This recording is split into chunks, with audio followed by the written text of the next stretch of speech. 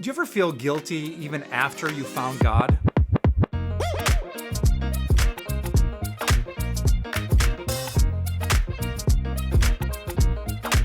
Ronald does.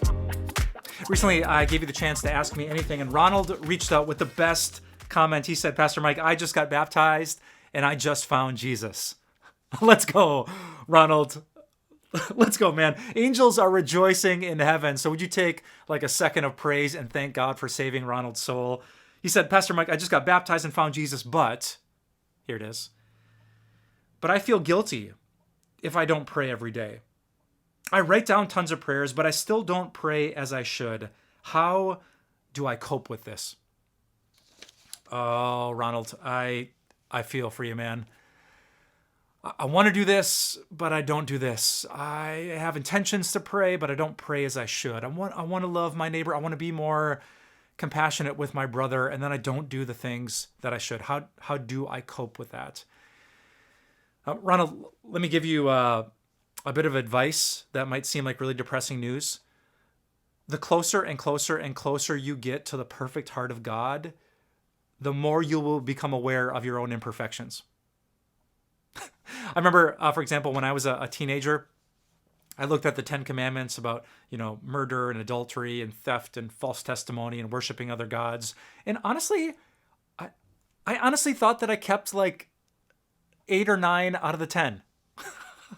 I struggled with lust as a teenage boy. I thought, man, if it wasn't for that, I would be killing it right now with the commandments of God. Oh man, but 30 years later, can I tell you, Ronald? Can I tell all of you? I break so many commandments. I strive so hard to be close to God, but now that I realize what love really looks like, what it means to be bold and to be biblical, what it means to be compassionate and kind, what it means to be generous and trusting, the more I have learned about the will of God, the closer I've gotten to the heart of God, the more I see myself as a guy who's constantly in need. Ronald, there will not come a time in your Christian life where you think, I did it. Didn't need the forgiveness of Jesus today. Let's go. No, every single day, I think you're going to get to your nighttime prayers and say, I didn't live as I should have. Here's the amazing news. That means you're growing. Conviction over more sins is growth in Christianity. Feeling bad for things you didn't used to feel bad about is growth in Christianity.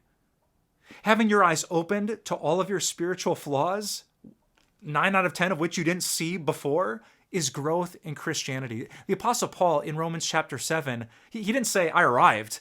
He said, I don't do the things that I should. And I keep doing the things that I shouldn't. What a wretched man I am.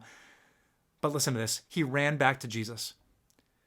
Every single day, even as followers of Jesus, we don't live as we should. We aren't as perfect as Jesus is. But the good news is that we stand in the grace of God. In the book of Galatians, the Apostle Paul says this, the life I live by faith in the Son of God, who loved me and gave himself for me. I do not set aside the grace of God, for if righteousness could be gained through the law, Christ died for nothing. The life that we live as Christians, we live in Jesus. We don't set aside the grace of God. No, we get back to it day after day after day. I didn't live yesterday as I should. But thankfully, Jesus wasn't waiting for me to live as I should. He gave me his grace yesterday, and I woke up to his mercy fresh this morning. And this is the beautiful tension of the Christian life. God's love pushes us to love more and more and better and better. He doesn't let us just sit and be content with the status quo. He wants us to resemble Jesus more and more every day. That challenges us, it pushes us, it forces us to rely on prayer and the help of God's people.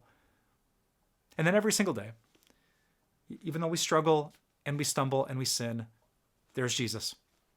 There's grace. There's the righteousness that is all ours at the cross. So to my brand new brother in Jesus, Ronald, I'm so happy you found the one who saves. I'm so excited that you are now a fellow baptized believer in Jesus Christ. And just like you, I don't always live as I should. But thankfully, just like you, I have a God who loves me nonetheless. May God bless you with growth, and may God fix your eyes every single day on his grace. Hey, thanks for catching this episode of Ask Pastor Mike. Make sure to like, comment, share, and follow Time of Grace on whatever platform you're using so you can see more content just like this. And if you have any questions you'd like to see addressed in a future episode, please send it to us. You can write us questions@timeofgrace.org. I'll see you next time.